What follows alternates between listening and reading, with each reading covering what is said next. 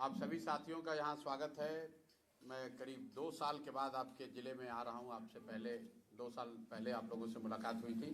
तो मेरे साथ डायस पे जो मेरे साथी बैठे हुए हैं, एक बार मैं उनका परिचय करा दूँ। राहुल जी हैं जो संगठन में वरीय पदाधिकारी हैं और यहाँ भेल्दी के मुखिया हैं। कन्हैया सिंह जी हैं जो पार्टी के कोर कमेटी के मेंबर हैं और भोजपुर जिला के प्रभारी भी हैं। राहुल जी महासचिव भी हैं पार्टी के। मेरे बगल में, इनसे तो आप लोग का परिचय है ही, यहाँ के ज़िले के मुख्य प्रवक्ता हैं। मेरे दाहिने साइड में उर्मिला जी हैं जो पार्टी की वरीय नेत्री हैं और इस ज़िले के प्रभारी भी हैं, कोर कमेटी की मेंबर हैं। बगल में बच्चा राय जी हैं जो इस ज़िले के जिला अध्यक्ष हैं। उनके बगल में हम लोग के वरीय साथी रामबली चंद्रवंशी जी हैं जो पटना से हमारे साथ आए हैं और पूर्व एमएलसी रहे हैं। उसके बगल में मुन्ना जी हैं जो पूर्व विधायक हैं, सहरसा के रहने वाले हैं और पार्टी के संगठन के महासचिव हैं। तो आज जैसा मैंने आपको बताया 2 साल के बाद यहाँ आने का अवसर मिला। मरौड़ा में एक छोटा सा कार्यक्रम था हम लोगों का और उसी के नज़रिए से मैं यहाँ पर आया हुआ हूँ और आप लोगों के सवाल लेने के लिए हम लोग सब डायस पर हैं। जिससे भी आप चाहें वो सवाल पूछ सकते हैं। ज़रूरी नहीं है कि आपके सारे सवाल हम ही से हों। जिन साथियों का मैंने परिचय कराया है आप उनसे भी सीधे सवाल पूछ सकते हैं। बहुत बहुत छपरा में आज आप आए हैं, पहली सभा आपने मढ़ौरा में की है। क्या कहेंगे, किस तरह से चुनावी रणनीति को लेकर आप यहाँ चल रहे हैं? कुछ जनसुराज की अगले चुनाव को लेकर क्या रणनीति?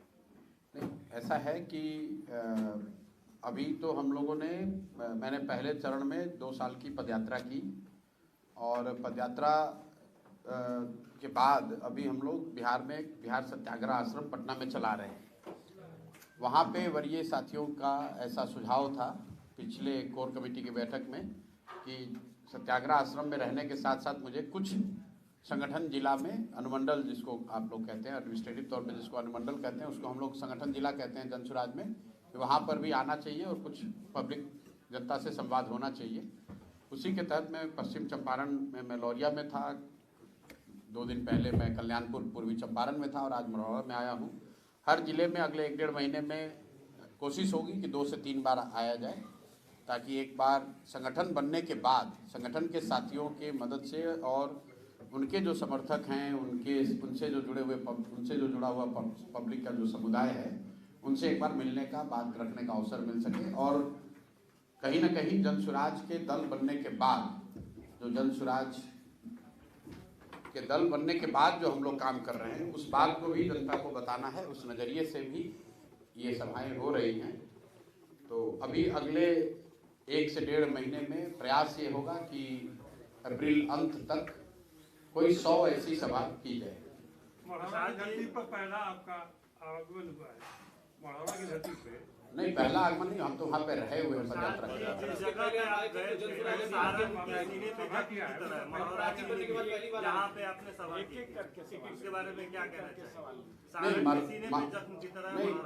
सारण के सीने पर तो छपरा शहर की जो दुर्दशा है वो भी जख्म है। यहाँ पर कभी न खत्म होने वाला जाम, यहाँ पर कभी न पूरी होने वाली ओवरब्रिज की परियोजनाएं, वो सब जख्म है। मरौड़ा भी जख्म है।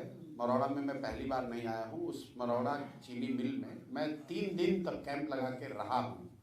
तो मैं उस एरिया में रहा हूँ, ऐसा नहीं है कि मैं पहली बार आ रहा हूँ। उसके बाद जहाँ हम लोग इफ्तार के लिए गए थे उस मैदान में भी मैं कैंप लगा के रहा हूँ। छपरा में कोई 40 दिन तक मैं रहा हूँ। तो ये जगह नया नहीं है, यहाँ के विषय नए नहीं है। नया ये है, संदर्भ नया है। उस समय मैं पदयात्रा कर रहा था, अभी मैं जनसुराज दल की ओर से आया हूँ। पार्टी के साथी सदस्यों का ऐसा मानना है कि मुझे आना चाहिए, फिर से संवाद दल के तौर पर स्थापित करना चाहिए, इसलिए आए हुए हैं।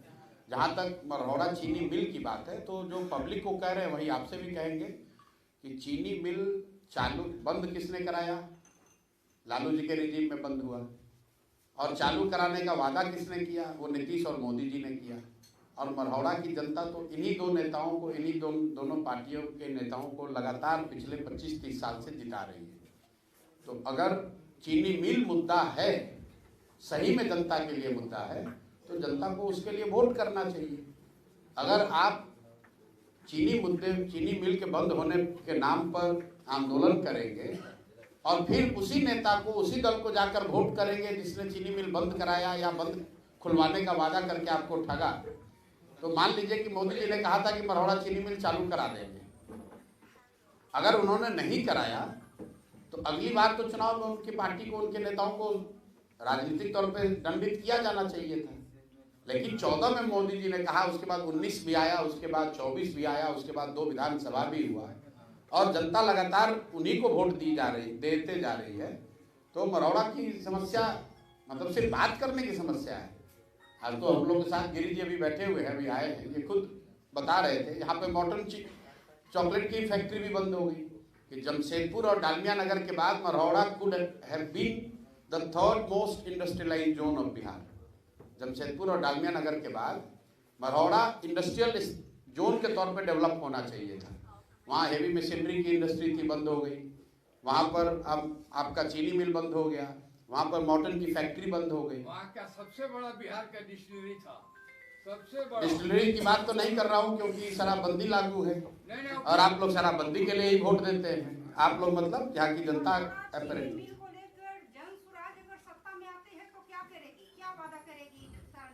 कोई ऐसा वादा नहीं करेंगे जो आप वादा सुनते रहे हैं। हम लोग एक किसी पर्टिकुलर चीनी मिल के चालू करने को लेकर कोई मैं वादा नहीं कर सकता हूं, क्योंकि इस तरह का वादा जो भी करता है वो बिना सोचे समझे करता है।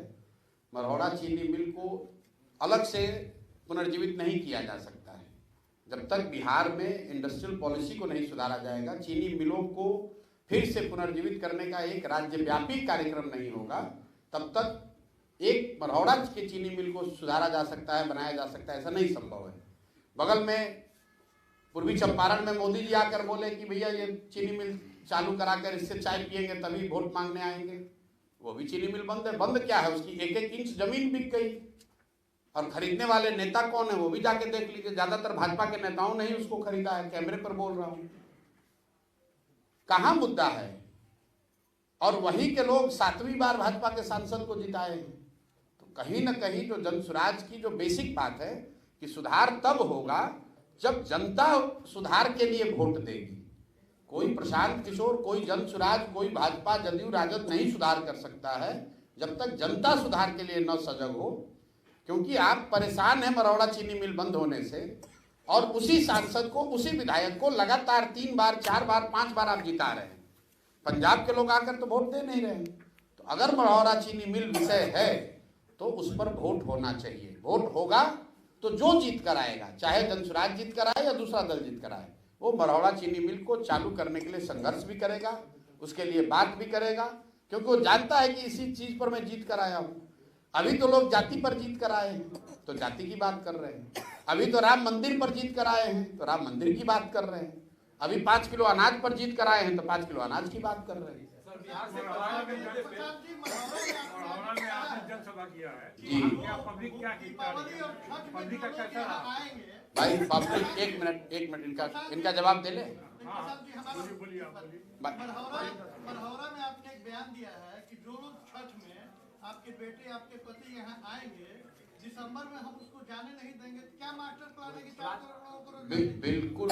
पहली बात तो आप अपना आंकड़ा ठीक कर लीजिए। पहली बार मैंने ये नहीं कहा, पिछले 1-1.5 साल से मैं बिहार में ये कह रहा हूँ कि जो लोग भी इस बार छठ में वापस लौटेंगे वो उसकी संख्या 4 करोड़ नहीं है। कोविड में जब लोग इतने परेशानी में थे तो टोटल 25 से 28 लाख लोग वापस लौट कर आए थे।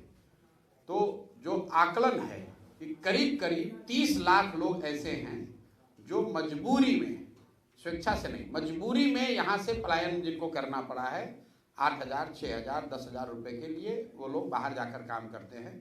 तो बिल्कुल ये जनसुराज का वादा है। मैं रिपीट कर देता हूँ, इस बार जो छठ में लौटेगा, ये छठ बदहाल बिहार का अंतिम छठ होगा। जनसुराज की सरकार बनेगी तो दिसंबर के बाद उन लोगों को वापस नहीं लौटना पड़ेगा। आपने कहा कैसे होगा, इसकी पूरी परिकल्पना, पूरा ब्लूप्रिंट हमने बताया है। पूंजी के पलायन को रोककर बुद्धि का पलायन रोका जाएगा और पूंजी और बुद्धि के पलायन रोकने से श्रम का पलायन रुकेगा। और एक उसमें और महत्वपूर्ण बात बताना चाह रहा हूं आपको। अगर आपको लगता है कि ये तो थियरी है तो अभी आप आपके सबके सामने बता रहा हूँ, बिहार सत्याग्रह आश्रम में अभी भी जाकर आप देख लीजिए, और आपके जरिए छपरा के नौजवानों को ये न्योता भी दे रहा हूँ, आप यहाँ से आइए, 5 दिन का वहाँ पर प्रशिक्षण लीजिए और आपको 5-6 हज़ार रुपये के मजदूरी के लिए कहीं नहीं जाना पड़ेगा। आने जाने का किराया भी जनसुराज देगा, 5 दिन के रहना खाना प्रशिक्षण भी आपको जनसुराज मुफ्त दे रहा है। जनसुराज की सरकार बने न बने, चुनाव हो जब हो, चुनाव से पहले मैंने इस बार संकल्प लिया है कि 1 लाख बच्चों को, रिपीट कर देता हूं, 1 लाख बच्चों को जनसुराज अपने खर्चे पर प्रशिक्षित करके 4, 5, 7, 8, 10 हज़ार रुपये कमाने की स्थिति में ला देगा। और ये काम हम लोग पिछले 1 महीने से वही कर रहे हैं। और मैं चाहता हूं कि आप किसी बच्चे को जिसको आप जानते हो, जिसने 12वीं कम से कम पढ़ाई करी है, जिसको स्मार्टफोन चलाने की समझ है, वो उसका नाम नंबर दे दीजिए, हमारे यहाँ फ़ोन करके वो आ जाए। आने जाने का मैं रिपीट कर रहा हूँ, आने जाने का बस भाड़ा, ट्रेन भाड़ा भी दूंगा, रहने खाना और प्रशिक्षण 5 दिन का मुफ्त। 6वें दिन से वो काम पे लग जाएगा और 16वें दिन उसके अकाउंट में पैसा आ जाएगा। अब आप अभी जो आप मढ़ौरा से होके आ रहे हैं जी, तो वहाँ काम 1 मिनट, अब देखिए आपका अपना नजरिया है कि काम कहाँ से उपलब्ध होगा। काम मैंने क्या कहा, टेक्नोलॉजी से होगा। आप YouTube चलाते हैं, आप तो यूट्यूबर हैं या पत्रकार हैं तो YouTube चलाते होंगे। YouTube क्या बेचता है? YouTube ने तो छपरा में आकर सीमेंट का दुकान नहीं खोला है। बिहार और इंडिया में YouTube ने अपना ऑफिस खोलकर स्टील और छड़ बनाने की फैक्ट्री नहीं लगाई है। क्या बेच रहा है? फिर भी देश भर के जितने बिजनेसमैन हैं उनसे ज़्यादा पैसा YouTube के मालिकों के पास है। तो दुनिया में सुनो तो भाई, बहुत सारे ऐसे रास्ते हैं जिसके जरिए आप 5, 7, 8, 10 हज़ार रुपया कमा सकते हैं। जो कॉल सेंटर, 1 मिनट रुकिए भैया, एक तो आप समझना नहीं चाहते हो। आपने सवाल पूछा है कैसे दे रहे हैं नौकरी, हम कह नहीं रहे कि दे देंगे, दे रहे हैं। अभी आप भेजिए लोगों को। आप सुनते हैं कि देश में लाखों लोग कॉल सेंटर के जरिए नौकरी पाए हुए हैं। तो हम यहाँ पर बच्चों को क्या ट्रेनिंग दे रहे हैं कि कैसे वो घर बैठे रूरल कॉल सेंटर चला सकते हैं। कॉल सेंटर चलाने वाले को 15,000, 20,000 रुपया मिल रहा है दिल्ली गुड़गांव में। अगर बिहार के बच्चों को वो ट्रेनिंग दे दी जाए कि वो घर बैठे फोन से संवाद कर सके, रिप्लाई कर सकें, तो निश्चित तौर पर उनको 5-7 हज़ार रुपया मिलने लगेगा। और आप आइए, इसी की ट्रेनिंग दे रहे हैं। कुछ नया कीजिएगा तभी तो रोजगार मिलेगा। आपको लगता है कि खाली मढ़ौरा चीनी मिल बनने से सबको रोजगार मिल जाएगा? अगर मढ़ौरा चीनी मिल बन भी जाए तो 4, 5, 10 हज़ार लोगों को फायदा होगा। बिहार में तो 50 लाख लोग बेरोजगार हैं। तो हम लोग वो बात नहीं कहते हैं जो यहाँ पर पहले से कही जा रही कि हम आएंगे सरकारी नौकरी दे देंगे। कैसे दे दोगे सरकारी नौकरी? 78 साल में टोटल बिहार में नौकरी मिला है 23.25 लाख लोगों को। आंकड़ा याद रखिए, चपरासी से लेकर मुख्य सचिव तक टोटल 23.25 लाख लोग ही बिहार में सरकारी नौकरी करते हैं। मतलब परसेंटेज टर्म में हुआ 1.97%। 2% लोगों को आज तक 78 साल में सरकारी नौकरी मिला। नेता लोग आकर कह रहा हम सरकारी नौकरी दे देंगे सबको। अरे भाई 13 करोड़ की आबादी है, 23 लाख सरकारी नौकरी करता है, सबको सरकारी नौकरी कैसे दे दोगे? पूरे देश में 3% लोग ही सरकारी नौकरी करते हैं। तो मैक्सिमम 3-3.5% से ज्यादा आबादी सरकारी नौकरी कर ही नहीं सकती है। लोग यहाँ बता रहे हम सरकारी नौकरी से बेरोजगारी दूर कर देंगे। कैसे कर दोगे दूर? बेरोजगारी दूर करने का तरीका है शिक्षा और युवाओं के हाथ में पूंजी, टेक्नोलॉजी का प्रयोग, जिससे लाखों बच्चों को स्वरोजगार मिलेगा। अपने घर बैठकर लोग 10,000, 15,000, 20,000 रुपये कमा रहे हैं। ये AI का जमाना है, आर्टिफिशियल इंटेलिजेंस का जमाना है, और हम लोग जी रहे हैं 1960 में। रोजगार टेक्नोलॉजी से मिलेगा। अभी देश में सबसे ज्यादा रोजगार कहाँ आ रहा है? डेटा सेंटर से आ रहा है। बिहार में एक भी डेटा सेंटर का नाम ही नहीं कोई जानता है। आप और हम चीनी मिल बनाने के चक्कर में खाली पड़े हुए हैं। चीनी मिल खुलना चाहिए, लेकिन चीनी मिल बनाने से बिहार के युवाओं का भविष्य नहीं सुधरने वाला है। दुनिया कहाँ से कहाँ चली गई, और बिहार में अभी बैठ के आदमी वही 1970 वाला बात बतिया रहा है कि 4 किलो अनाज कैसे मिलेगा और हमको राशन कार्ड कैसे मिलेगा।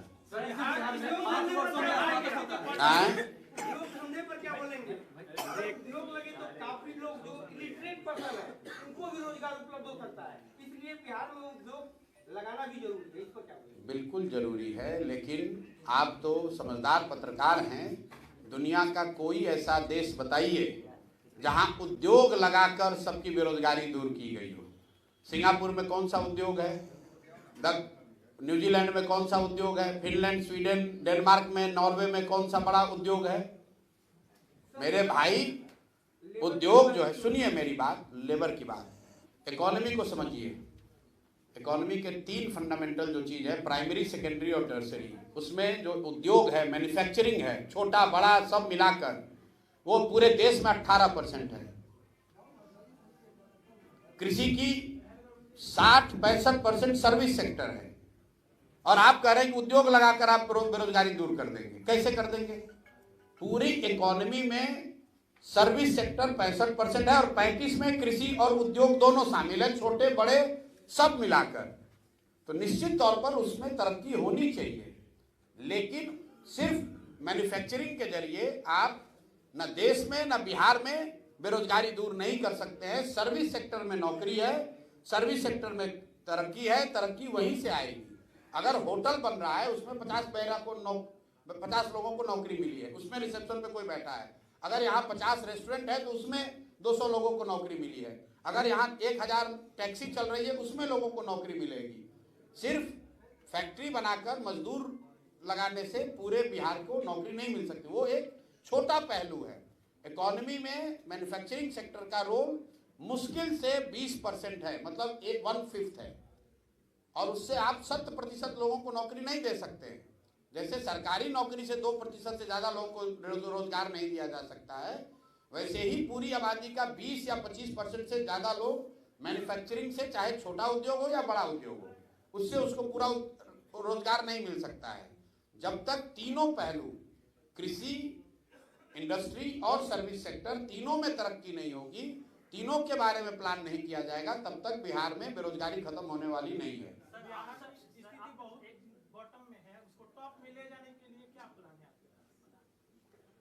क्या किसका बॉटम में है? हर एक चीज में, शिक्षा में भी देख सकते हैं। बॉटम में है तो उसको टॉप में ले जाने का पहला प्लान ये है कि जो लोग बॉटम में हैं, हम और आप बिहार के लोग, पहले ये एक्सेप्ट करें, रियलाइज करें कि हम लोग भैया सबसे पीछे और गरीब हैं। क्यों गरीब हैं उसका मतलब समझें कि गरीबी बात करने से दूर नहीं होगी, गरीबी सही तरीके से वोट देने से दूर होगी। वोट उसको दीजिए जिसकी समझदारी हो, अगर वो, और जिसको भी दीजिए उसको 5 बरस के लिए चुनिए। जीवन भर की बंधुआ मजदूरी मत कीजिए, किसी को मौका 5 बरस ही मिलना चाहिए। 5 बरस में अगर वो दल, वो नेता काम नहीं करता है तो उसको पलट के दूसरे ओर कीजिए। दक्षिण के जो राज्य जहाँ पर तरक्की हो रही है, कर्नाटक, तमिलनाडु, केरल, तेलंगाना और आंध्र प्रदेश, जिन राज्यों में करीब करीब 1/3 GDP अब पूरे देश का सिर्फ इन 5 राज्यों में है, इन राज्यों में पिछले 78 साल में कोई व्यक्ति 10 साल से ज्यादा मुख्यमंत्री नहीं बना है। क्यों? क्योंकि जनता वहां पर डिमांड कर रही है कि भाई तुमने जो काम किया, तुमसे हमको अच्छा चाहिए। अगर आप कल जनसुराज को चुन देंगे और जनसुराज वालों को ही लगातार वोट देते रहेंगे तो जनसुराज वाले भी काम नहीं करेंगे। सबसे पहले तरक्की तब होगी जब जनता अपना अधिकार समझेगी और नेताओं में, दलों में ये डर होगा कि हम काम नहीं करेंगे तो जनता हमको हटाएगी। अभी तो जनता हटाएगी इसकी चिंता ही नहीं है। नेता जो है वो ये सोचता है कितना यादव है, कितना भूमिहार है, कितना पंडित है, वो देख ही नहीं रहा है कि कितना फैक्ट्री खोले, कितना स्कूल खोले, कितना सड़क बनाए।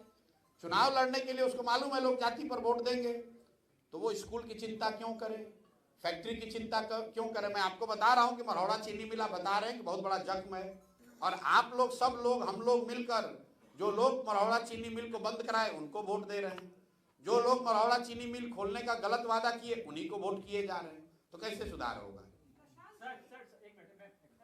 आपने कहा कि हम सोशल मीडिया, हमने कहा एक बात और कि डायस पे इतने लोग बैठे हैं, सबसे बड़े ज्ञानी हम ही नहीं है। आप सब सवाल कुछ इनसे भी पूछिए। आपने बोला कि सोशल मीडिया के जरिए बच्चों को जॉब देंगे। सोशल मीडिया नहीं, टेक्नोलॉजी। आज से 1-1.5 साल पहले आपका IT टीम यही काम फोन करके यूट्यूब चलाते हैं, वादा करते थे कि हम ऐसे करेंगे, ऐसे सिखाएंगे, आप अच्छे कमाई कर सकते थे यूट्यूबर से। उसके बाद बच्चों का बहुत कि हम कोई खराबी होगा, कोई पड़ेगा, हम आपके संभालने के लिए हैं, पेज ठीक कर दिया जाएगा। सामने प्रूफ है, मेरा पेज 3 पेज खराब है, इसका नुकसान लगभग 8 से 10 महीने में लगभग 17-18 लाख रुपया मेरा बर्बाद हुआ। आप उसके बाद हमारे वजह से आपका 17-18 लाख नुकसान हो गया। आपकी आईटी टीम ने कहा, मैं प्रूफ दे सकता हूँ आपका। अच्छा, आप अलग से आके मिलिए। अगर आप 17-18 लाख रुपए कमा रहे थे, अभी भी कमाते हैं सर। 17-18 लाख, तो चलिए कम से कम महीने के कम से कम आप मेरे इस बात को तो प्रमाणित कर रहे हैं कि सुनिए ना, कि YouTube के जरिए या टेक्नोलॉजी के जरिए 17-18 लाख रुपया भी कमाया जा सकता है। आप तो हमारी बात कह रहे हैं। आपके साथ किसने क्या धोखा कर दिया, अभी कैमरे के बाद यहाँ बैठिएगा, अगर कोई धोखा किया होगा तो हरजाना हमसे ले लीजिएगा। चलिए, लेकिन मुझे खुशी है कि बिहार के युवा होने के नाते आपने ये समझ बनाई है कि टेक्नोलॉजी के माध्यम से लाखों रुपया कमाया जा सकता है। उसके लिए हरियाणा में जाकर, गुजरात में जाकर किसी फैक्ट्री में 8-10 हज़ार रुपए की मजदूरी नहीं करनी पड़ेगी। और अगर आप कर सकते हैं तो बहुत सारे लड़के कर सकते हैं। आपका क्या मसला है उस पर अलग से बात कर लेंगे। जी, लगातार बात आप कर रहे हैं कि बिहार में रोजगार मिले। आपकी पार्टी में भी तमाम नेता हैं कि आपका दल भी युवा आगे जो आने वाले प्रत्याशी हैं उस पर किस तरह के प्रत्याशी पर दाव लगाने वाला है, ऐसा कुछ मतलब कैटेगरी क्या होगा? मतलब कि हम नेताओं का चुनाव करेंगे, उनको रोजगार थोड़ी ना दे रहे हैं। लोग तो पहले से रोजगार वाले लोग हैं। बिहार के लोग मतलब आप क्या कर रहे हैं कि ऐसे लोगों को एमएलए बनाएं जो एमएलए रोजगार के लिए पा रहा है। बिहार के लोग जो बाहर जा रहे हैं युवाओं, देखिए युवाओं की जो यहाँ तक भागीदारी का सवाल है, निश्चित तौर पर एक बहुत बड़ी संख्या में युवा आपको जनसुराज के टिकट पर लड़ते हुए नजर आएंगे। लेकिन जनसुराज का क्राइटेरिया ये नहीं है कि आप युवा हैं इसलिए आपको टिकट मिल जाएगा। अगर आप सही व्यक्ति हैं, समाज में आपकी पकड़ है, समाज के लोग आपको चाहते हैं, तो आप युवा हो या बुजुर्ग आपको टिकट मिलेगा। लेकिन स्वाभाविक तौर पर चूंकि हम लोगों ने कहा है कि ज्यादातर उम्मीदवार, मैं कह सकता हूं कि 2/3 से ज्यादा उम्मीदवार ऐसे लोग होंगे जो नए चेहरे होंगे, तो उसमें युवा भी बड़ी संख्या में होगा। भाई देखिए, एक मिनट इनका पहले जवाब देंगे। मेरे से सवाल ये पूछा गया कि आप चुनाव कहाँ लड़ेंगे, क्या आप चुनाव लड़ेंगे। मैंने कहा कि अभी तक मैं चुनाव नहीं लड़ूंगा, यही निर्णय है। लेकिन मैं दल से ऊपर नहीं हूं।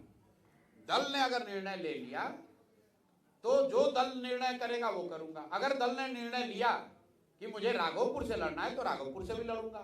दल ने निर्णय लिया कि हरनौत से लड़ना है तो हरनौत से लड़ेंगे। जो भी दल से निर्णय होगा वो उसको मुझे मान्य, वो मेरे लिए मान्य होगा। प्रशांत जी, आप लगातार बिहार में जाति आधारित राजनीति पर चोट करते हैं, लेकिन उपचुनाव में आपने भरपूर चोट की, लेकिन कोई अच्छे नतीजे जनसुराज के लिए नहीं है। अभी भी आप इस बात को दोहराया है आपने कि बिहार की जनता जाति पाति के आधार पर वोट करती है। तो ऐसे में जो कमिंग इलेक्शन है, इसके लिए आपकी पार्टी की रणनीति में कोई बदलाव आया है?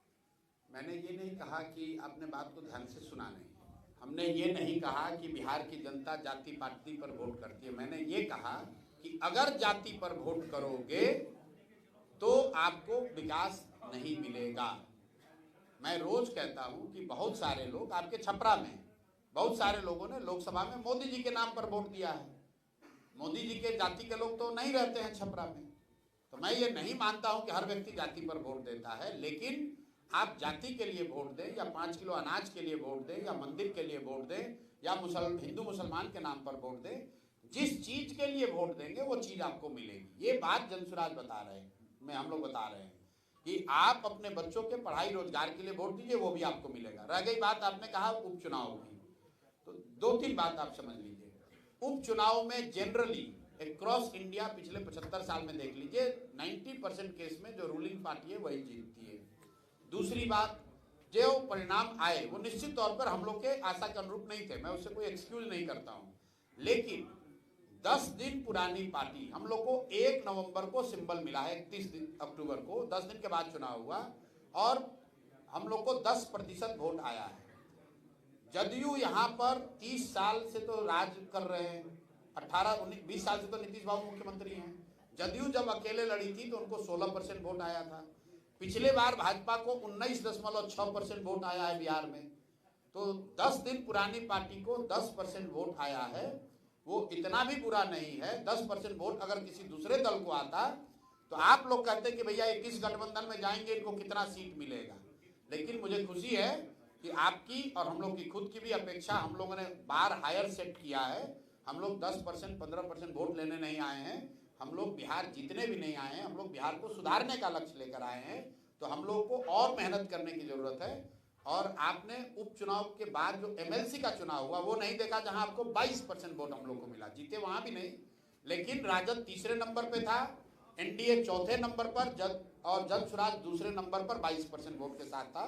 तो आप थोड़ा सा समय दीजिए, अभी चुनाव आने दीजिए, दूध का दूध पानी का पानी हो जाएगा। लेकिन अंतिम एक और बात सुन लीजिए, मैं यहाँ पर एमएलए बनने नहीं आया हूँ। मुझे एमएलए बनकर, मंत्री बनकर अपना जीवन नहीं सुधारना है।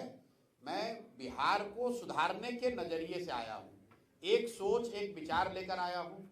और जनता को मैंने बार बार ये आश्वस्त किया है कि मैं कुछ भी हो जाए उसके ईमानदारी और शुद्धता में कमी नहीं आने दूंगा। और अगर उसके लिए 2 साल, 5 साल, 10 साल भी लगे तो मुझे कोई घबराहट नहीं है। मैं बिल्कुल पीछे हटने वाला नहीं हूँ। कोई भी जब आप बड़ा काम लेते हैं तो स्वाभाविक तौर पर उसमें अच्छे दिन भी आएंगे और कुछ झटके भी लगेंगे। लेकिन आज जनसुराज इतनी बड़ी ताकत है, इतनी बड़ी ताकत है कि कोई भी दल बिना जनसुराज की बात किए हुए अपने चुनाव की परिकल्पना नहीं कर सकता है, ये आपको भी मालूम है। ये बताइए कि बिहार में बेरोजगारी बहुत सारी है। सारण में 10 विधानसभा है, छपरा में 10 विधानसभा है। इसमें अन्य पार्टी जातीय समीकरण के आधार पर टिकट देती है, क्या जनसुराज भी जातीय समीकरण के आधार पर टिकट देगी क्या? भाई जनसुराज जिसको भी टिकट देगा वो व्यक्ति किसी न किसी जाति का तो होगा ही। भाई जनसुराज ऐसे व्यक्ति को तो आप हमें बता दीजिए कौन सा आदमी है जो किसी जाति में पैदा ही नहीं हुआ हो। भाई हम किसी जाति के आदमी को तो टिकट, किसी को टिकट देंगे वो किसी जाति का होगा। तो कल आप कहिएगा कि ये भी तो जाति देखकर वोट दे, टिकट देते। टिकट देने का जो पैमाना है, टिकट देने का पैमाना है कि जिसको भी यहाँ के लोग, स्थानीय लोग उस विधानसभा के और जनसुराज से जुड़े हुए लोग, जो हम लोग का पैमाना है उस पर जो सही व्यक्ति पाया जाएगा, हम लोग की कोशिश होगी कि टिकट उसी को दें। लेकिन अगर 10 लोगों को टिकट मिलेगा तो निश्चित तौर पर उसमें 7-8 जातियां होंगी, क्योंकि वो 10 आदमी जाति विहीन तो कोई है नहीं। आप मुझे बता दीजिए छपरा में कौन ऐसा आदमी है जिसकी जाति नहीं है, उसी को टिकट दे देते हैं। भाई किसी न किसी जाति का तो होगा ही। अब जब हम देंगे किसी को टिकट और उसकी जाति मान लीजिए कि यादव की, तो आप कहेंगे कि आप भी यादव देखकर वोट टिकट दे रहे हैं। हम व्यक्ति और उसका चरित्र देखकर ही टिकट देंगे या दल देगा। निश्चित तौर पर जिसको टिकट मिलेगा वो किसी जाति का होगा। तो समीकरण आप पीछे समझ लीजिएगा।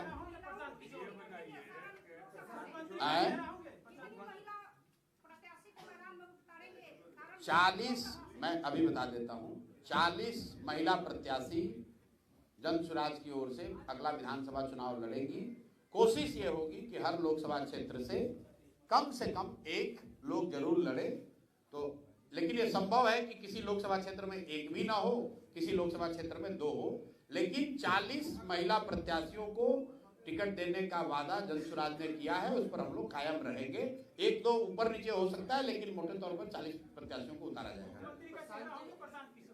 मेरे भाई अभी तो आप कह रहे हैं कि हमारा कोई वजूद ही नहीं है जनसुराज का। अभी तो आप कह रहे हैं कि आपको तो कोई वोट ही नहीं मिलेगा।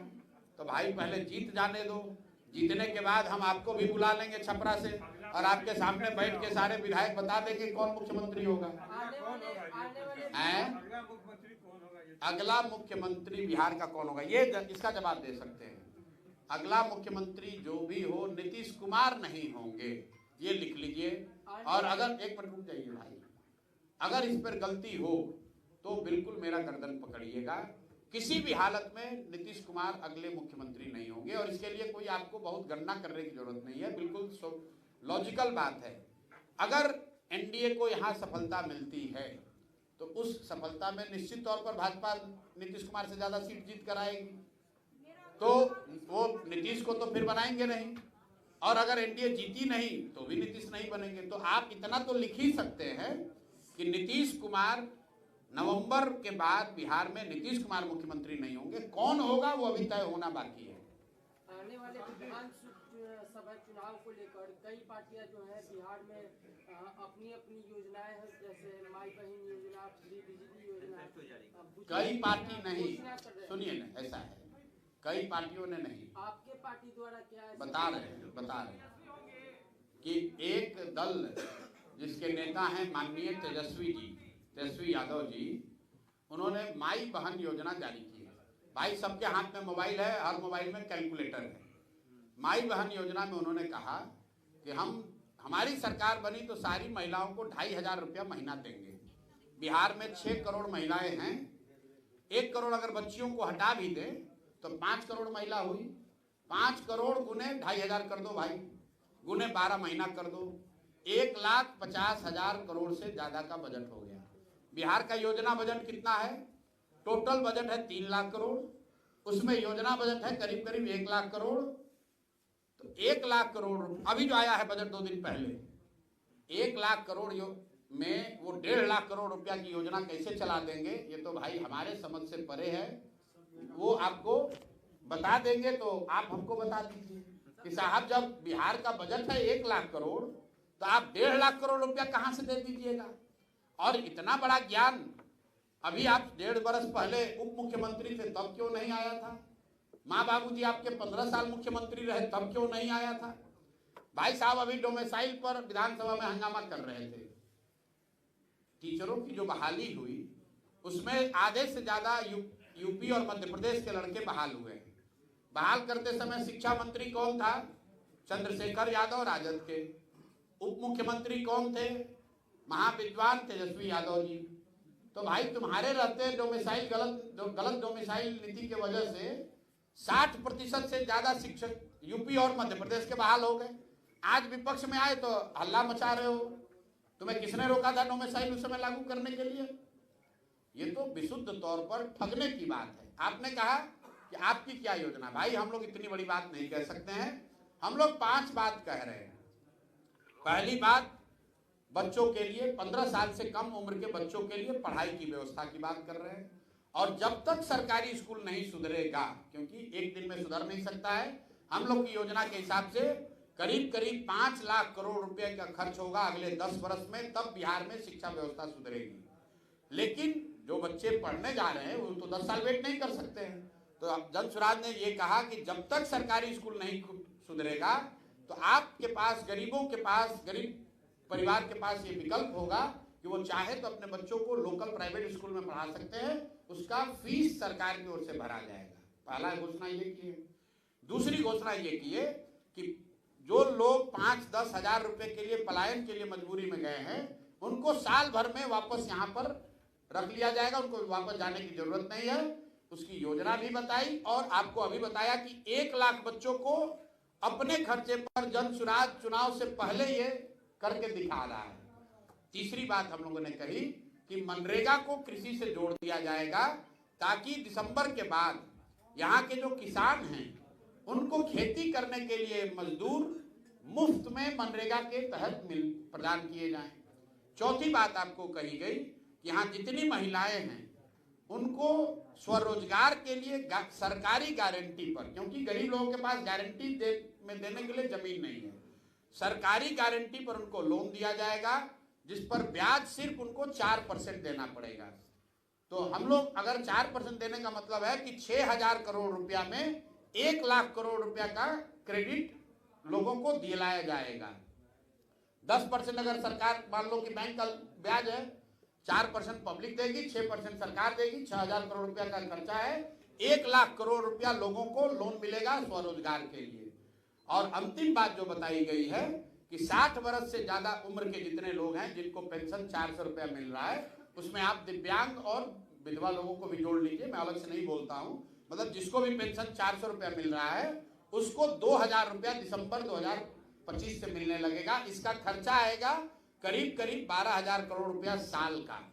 तो हम सिर्फ योजना नहीं बता रहे हैं, योजना पर क्या बजट लगेगा और वो बजट कहां से आएगा ये भी बता रहे हैं। भैया एक ही बात पर कितनी बार विचार बताएं? जन सुराज की सरकार बनी तो 1 घंटे में शराबबंदी हटा देंगे, क्योंकि शराबबंदी बिहार में लागू है ही नहीं। शराब बंद। अरे भैया 12,000 2500 रुपया तेजस्वी नहीं दे सकते हैं तो 2,000 वृद्धा पेंशन आप कैसे दे सकते हैं? मेरे भाई कौन से क्लास में आप गणित पढ़े हैं? यहाँ पर मैंने आपको गणित बताया कि महिलाओं को 2,500 रुपए देने का मतलब है 6 करोड़ महिलाओं को 5 करोड़ महिलाओं को देना पड़ेगा। 60 वर्ष से ज्यादा उम्र के कितने लोग रहते हैं बिहार में? 60 वर्ष से ज्यादा उम्र के कितने लोग रहते हैं बिहार में? 1 करोड़ से कम। तो दोनों में फर्क आपको नहीं समझ में आ रहा है भाई साहब? प्रसाद जी, मेरा सवाल है कि एक छपरा से रिलेटेड सवाल जी आप हाईलाइट कर दीजिए। छपरा से पटना इंटरसिटी ट्रेन नहीं है, जिसके कारण आप लोगों को काफी दिक्कत होती है। तमाम मीडिया मौजूद है, आप इसको highlight मेरे भाई, जो इंटरसिटी नहीं चल रही है तो अपने माननीय सांसद जी जो भाजपा के बड़े नेता हैं, आपके वोट और आपके आशीर्वाद से बार बार जीत रहे हैं, उन्हीं की दिल्ली में सरकार है। उनसे आग्रह कर रहा हूं भाई कि आपकी सरकार ने गुजरात में 1 लाख करोड़ रुपया हम लोग के नाम पर लोन लेकर बुलेट ट्रेन बनाने का प्रयोजन किया है। तो माननीय मोदी जी से मिल लीजिए और मिलकर एक इंटरसिटी अपने क्षेत्र के लिए भी जारी करा दीजिए। और अश्विनी वैष्णव जी से भी व्यक्तिगत आग्रह कर रहा हूं आपके माध्यम से कि भाई छपरा के लोगों को, सांसद की बात सुनिए मत सुनिए, छपरा के लोगों पर इतना मदद कीजिए, इन लोगों के लिए एक इंटरसिटी यहाँ शुरू करा दीजिए। पहला सवाल ये है कि बिहार में भी आपकी पार्टी पूरी तरह से स्टेब्लिश नहीं हुई है और आप तमिलनाडु भी जा रहे हैं। क्या लगता है भविष्य में आप बहुत जल्दी राष्ट्रीय पार्टी है नहीं, तमिलनाडु दूसरा सवाल ये है कि नीतीश जी ने आज फिर रविशंकर प्रसाद जो सांसद है उनके पैर छूने की कोशिश की और तेजस्वी ने आज महिला दिवस पर सम्मान सम्मेलन किया। भैया देखिए, जहाँ तक माननीय मुख्यमंत्री जी के सवाल है तो ये चीज़ कोई हमारे कहने की बात नहीं है। मैं ज़्यादातर लोगों पे व्यक्तिगत कोई आरोप आक्षेप नहीं लगाता हूँ, लेकिन नीतीश जी की मानसिक हालत अच्छी नहीं है, ये बात हमने नहीं कही। सबसे पहले नवंबर 2023 में ये बात सुशील कुमार मोदी जी ने कही विधानसभा के सामने खड़े होकर कि नीतीश जी को लगता है मानसिक कोई गंभीर बीमारी है। उसके बाद यहाँ तेजस्वी जी ने भी कहा, कई बड़े नेताओं ने कहा, और पिछले कई महीनों से बिहार में ये चर्चा आम है। तो हमने ये मांग करी कि नीतीश जी की जो मानसिक स्थिति है उस पर मेडिकल जांच होकर एक बुलेटिन अगर सरकार जारी कर दे तो ये चर्चा जो आम है ये खत्म हो जाएगी। खैर सरकार तो बात मानेगी नहीं। तो मैंने कैमरे पर भी कहा है कि नीतीश जी फिजिकली टायर्ड और मेंटली रिटायर्ड होने की स्थिति में हैं। अगर आपको इसका भरोसा नहीं है तो कोई भी पत्रकार नीतीश जी से खाली ये पूछ ले कि उनके मंत्री परिषद में साथी मंत्रियों का नाम क्या है। नीतीश कुमार आज की तारीख में दावे के साथ कह रहा हूं आपको, अगर कैमरे पर आकर बिना पेपर देखे नीतीश कुमार अपने मंत्री परिषद के साथी मंत्रियों का नाम और विभाग बता दें तो मैं पूरा जन सुराज का अभियान वापस लेकर नीतीश कुमार को नेता मानकर उनके समर्थन में खड़ा हो जाऊंगा। बिल्कुल उनकी मानसिक स्थिति स्वस्थ वो नहीं है, वो स्वस्थ हो ऐसी मैं कामना करता हूं, लेकिन मुख्यमंत्री होने के नाते उनको इस बात का, उनके साथियों का, उन सहयोगियों का को संज्ञान लेना चाहिए कि जो व्यक्ति अपने साथियों का, अपने मंत्री परिषद का नाम नहीं जानता वो बिहार की समस्याओं से कैसे निपटेगा। भाई जो आपने पहला सवाल पूछा, तमिलनाडु में जो विजय हैं जिन्होंने टीवी के पार्टी शुरू की है वो हमारे पुराने मित्र हैं और कहीं ना कहीं जब मैंने यहाँ जन सुराज शुरू किया तभी हम लोगों ने तय किया था कि वो तमिलनाडु में टीवी के नाम से एक ऐसा ही प्रयास शुरू करेंगे। तमिलनाडु में चुनाव बिहार चुनाव के 6-7 महीने के बाद है, तो मेरा ये फर्ज है कि मैं उनकी मदद करूं। वो भी यहाँ मेरी मदद के लिए आएंगे और मैं भी उनकी मदद के लिए गया था। तेजस्वी का जो आपका सवाल है मैंने पहले आपको कह दिया, जिनके राज को, जिनके माँ बाप के राज को भी कोर्ट ने जंगल राज कहा, वो माँ बहन के सम्मान की बात करें वो उचित नहीं लगता है। माँ बहन की सम्मान की बात तब होती जब उनके राज में सुरक्षा की बात होती, शिक्षा की बात होती। और ये योजना बनाकर ये झारखंड से कॉपी किए हैं। 2 अभी विधानसभा चुनाव हुआ, वहाँ पर महाराष्ट्र में और झारखंड में ऐसे ही कैश ट्रांसफर की स्कीम के वजह से 2 लोग चुनाव जीते हैं। तो ये लोग चुनाव जीतने के लिए कुछ भी कह सकते हैं। भाई मैं आपको एक और बात बता दूं, सिर्फ बिहार ही नहीं, दिल्ली और गोवा जैसे 2-3 छोटे राज्यों को छोड़ दीजिए तो देश का कोई भी राज्य अपने यहाँ रहने वाली सारी महिलाओं को, बिहार की तो बातें छोड़ दीजिए, बिहार की तो हालत ही नहीं है, कोई भी राज्य इंक्लूडेड महाराष्ट्र इंक्लूडेड, अपने राज्य में रहने वाली सारी महिलाओं को 2,500 रुपये महीना नहीं दे सकता है। किसी राज्य की वित्तीय हालत की स्थिति ऐसी नहीं है। बिहार में तो ये सपने से भी आगे की बात हो गई। आप अपनी पार्टी में सिर्फ सिंगल दिखते हैं और लोग आपकी तरह। अब भैया 8 लोग यहाँ बैठे हुए हैं, अब आपको कोई नहीं दिख रहा है तो अब हम उसके लिए क्या कहें। अब आपको यहाँ के बिहार के सबसे बड़े वकील हैं, ये आपको नहीं दिख रहे हैं वाईवी गिरी, इनका ससुराल यही मांझी में है। आपको रामबली चंद्रवंशी जी नहीं दिख रहे हैं जो यहाँ के एमएलसी हैं, लंबी लड़ाई लड़ी है, अपने पद से इस्तीफा दिया, एक तरह से एमएलसी का पद छोड़ा है पिछड़ों की लड़ाई लड़ने के लिए। बच्चा राय जी आपके जिले के मतलब वर्षों से राजनीति करने वाले व्यक्ति हैं, उर्मिला जी हैं, ये चुनाव लड़े हैं, कन्हैया जी यहाँ, अब कोई आपको दिख ही नहीं रहा है तो मैं क्या करूँ, आप बताइए। हमने सबको बैठा रखा है।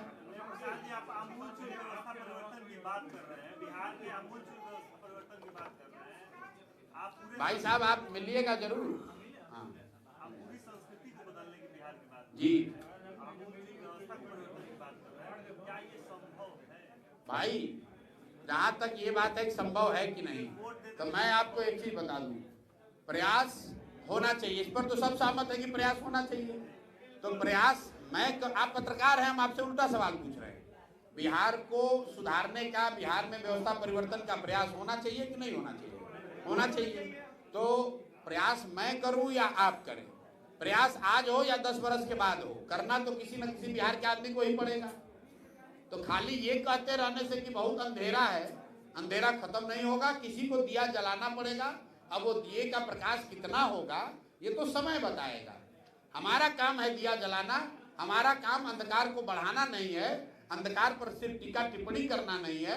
भगवान ने मुझे जो शक्ति बुद्धि दी है, मैं अपने तरह से ईमानदारी से उसको, अंधकार को कम करने का, दूर करने का प्रयास कर रहा हूँ। बहुत बहुत धन्यवाद।